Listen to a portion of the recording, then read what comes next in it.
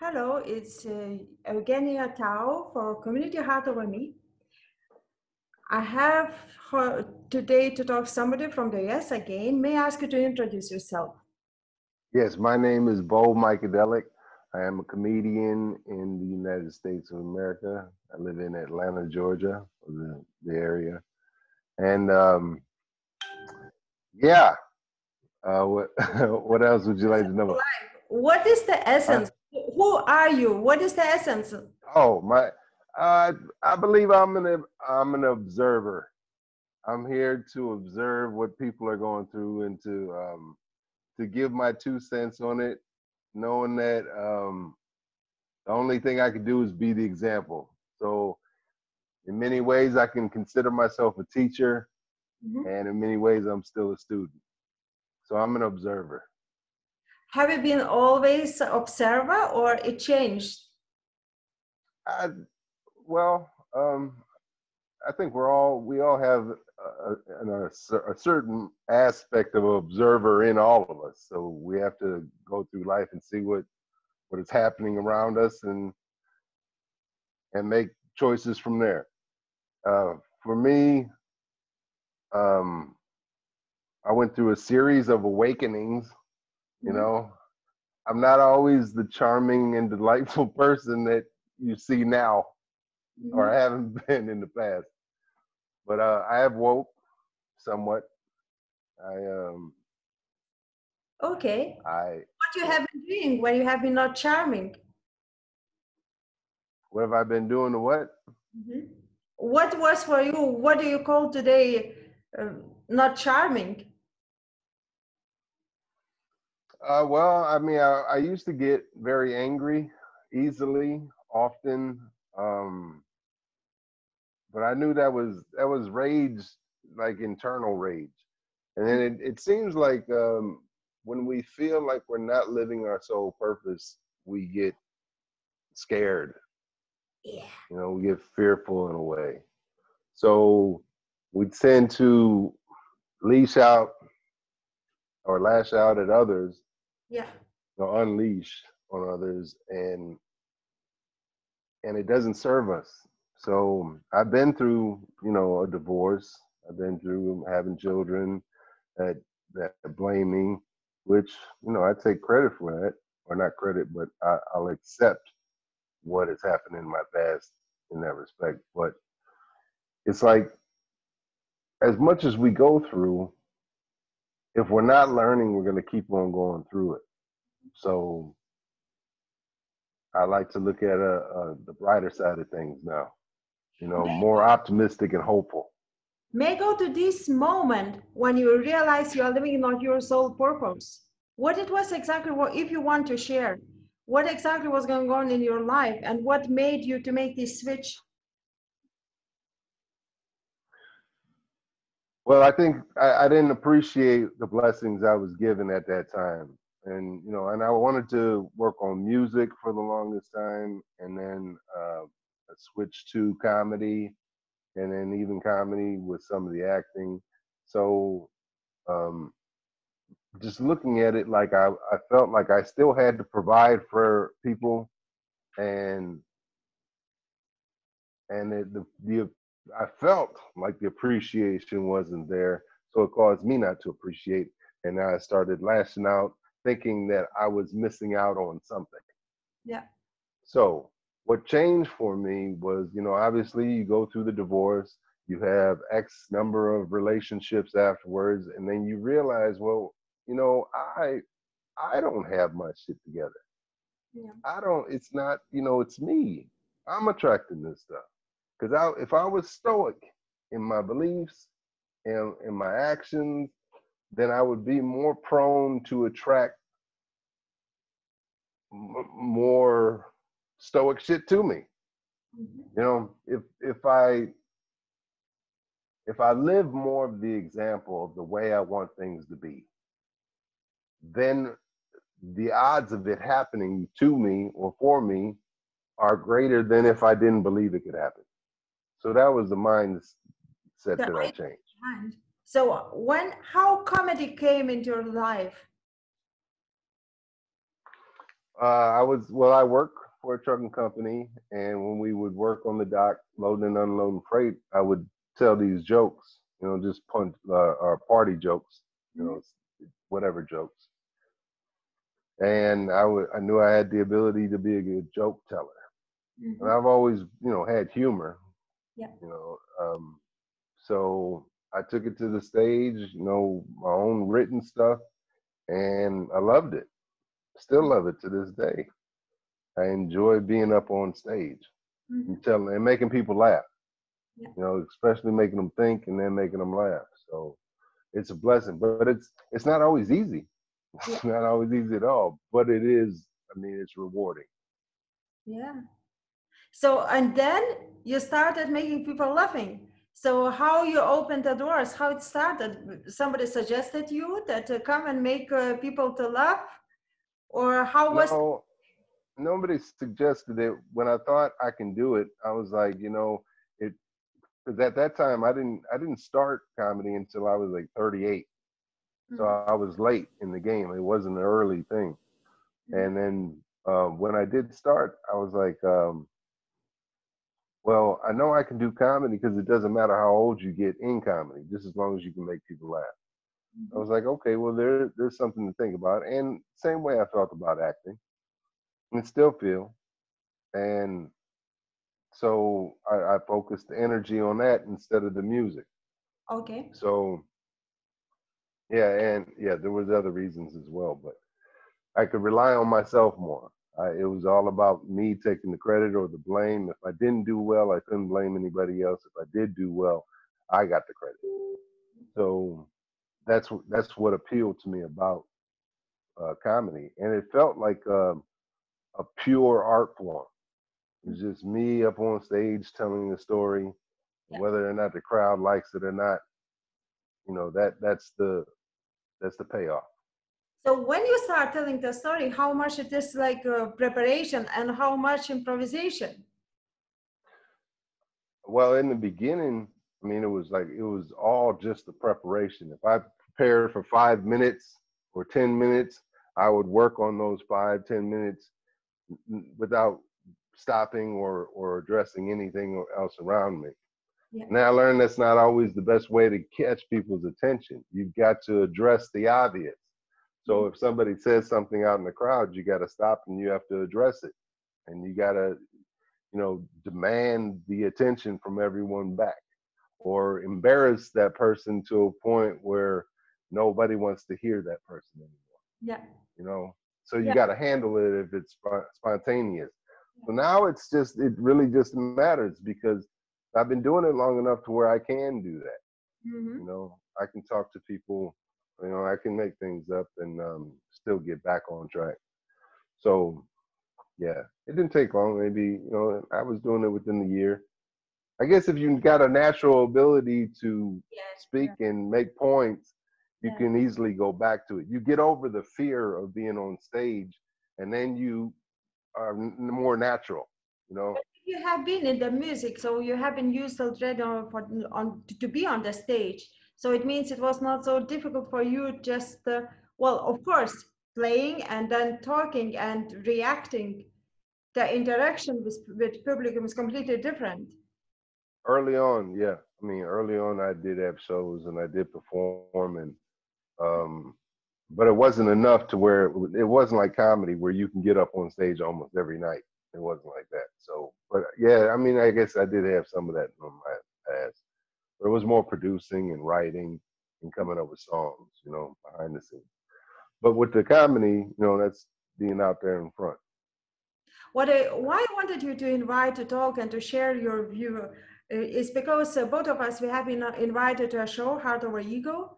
And when we have been talking, I was wondering how rational, but no, how you, about your ability to analyze the situation, what is going on right now with the coronavirus, how you introduce yourself to be the observer, to take distance and to observe what is going on, and then simple to give questions which make to think about without judging. Hmm. And that is very rare nowadays, at least when I see social media, it is always somebody says something because he wants something. He wants publicity, he wants likes, he wants money, he wants to sell something, or he wants to get elected, for the next election. So it is always something behind. But what you have been doing, you haven't always just giving, instead of answering, but just giving the question. Somebody says and you ask, oh, really? How many people died? How many people have been arrested? How many? But exactly. Yeah. And this was quite scientific approach. That's what they liked. How did you get it? Well, I mean, you get to a point where I've been following conspiracies since the 90s, and you get to a point where you you delve so deep into the conspiracies that you feel like you're isolated. You feel like you're the only one that knows this shit, and you feel kind of cut off to the world. Mm-hmm. And in a way, that's a bit of a fear. It becomes fear based. Yes. Now, obviously, there's a lot of stuff that's going on that's pretty prevalent. Like we can see it, everybody's aware of it, but we don't know why it's happening. So knowing the background of why some things happen, and being able to connect the dots to these things, it puts you in a place where you can tell people to believe in something. No, listen, this is really happening. You have to understand that. But it turns them off more so than asking them something. Mm-hmm. So what do you think about, and could you imagine, and you still kind of but you're guiding them Yeah. towards a thought, Yeah. That is relevant to their essence, their existence. Yeah. So thinking about it or just asking them is more powerful than telling them something. Mm-hmm. They can ask you something. You say, well, I believe this, but I don't know. I mean, trust your own intuition, but what do you think about it? Yeah. It's just more powerful. I love also when people in discussions, they say, this is the fact, and then who told it? Where did you get these facts? And like confirmation in the discussion on social media, this is the fact, everybody knows.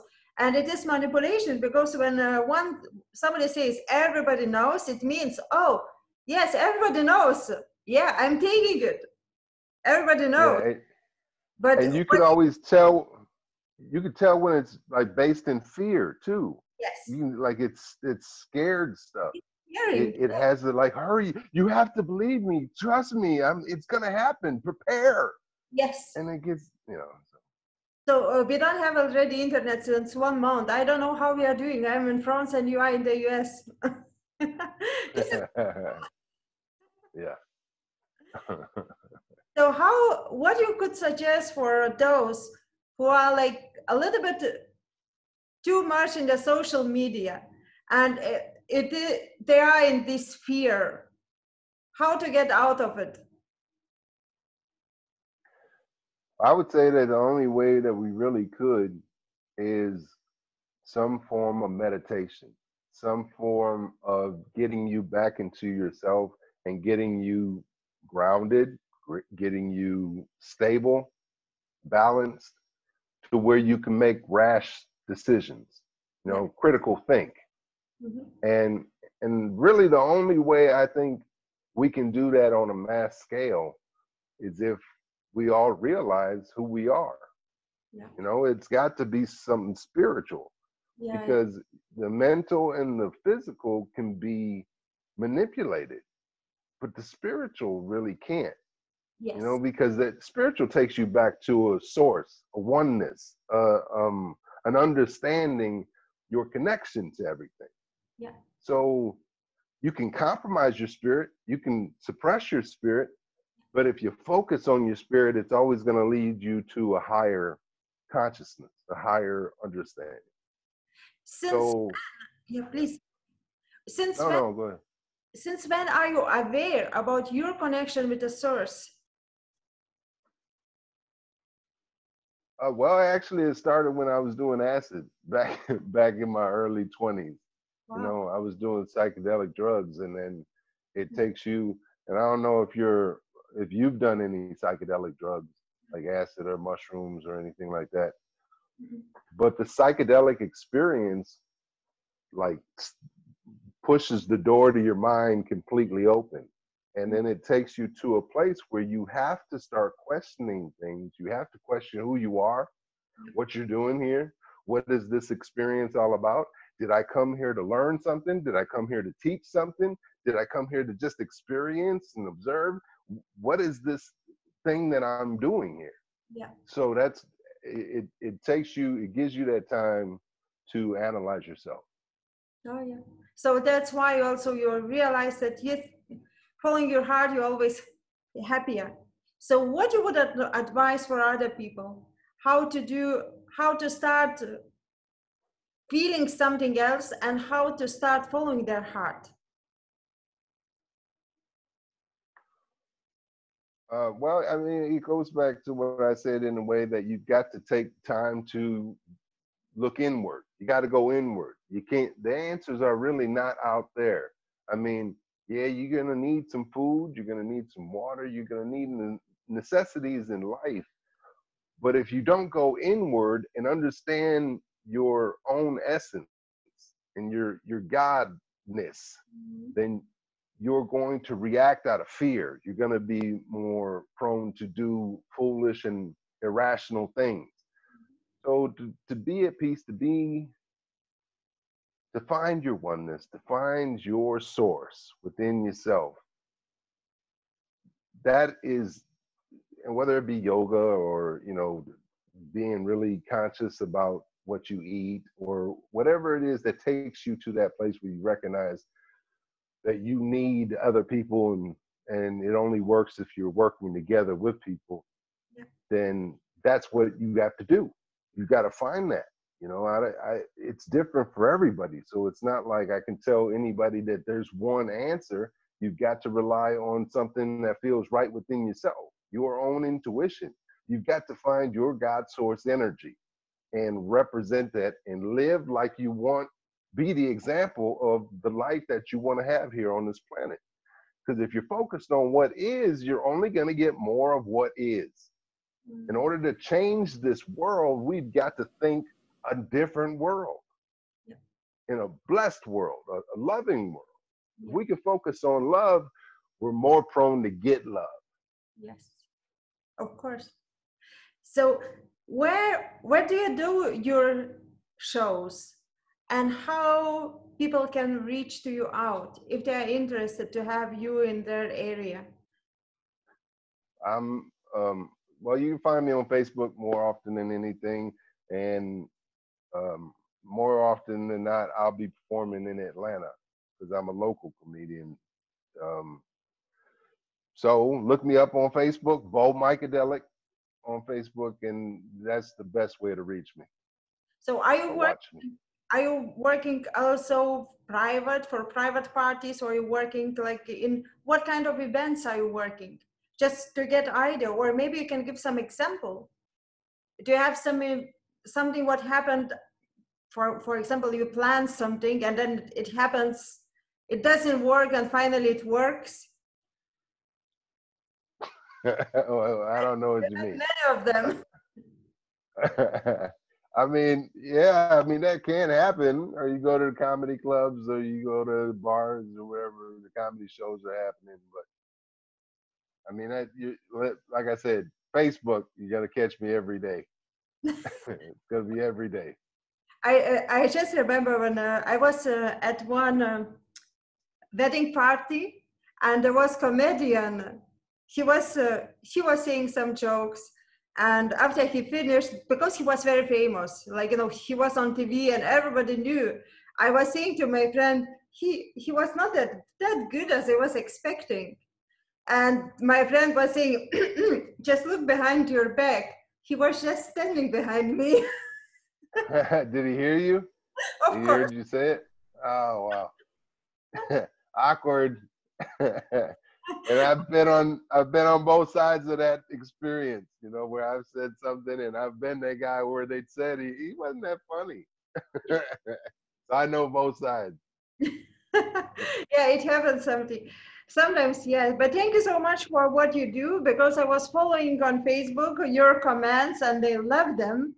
So I also invite people to follow you on the Facebook, because it is really like fresh water, you know, in these all darkness of social media where everybody's losing his brain, and I have to call my friends and to say, hey, look, that's propaganda. Don't spread disinformation. Right. Think about it before you put it out there, you know? Yeah. Thank you so much for your work and all the best. Thank you very much for having me, and I'll talk to you soon. Thank you.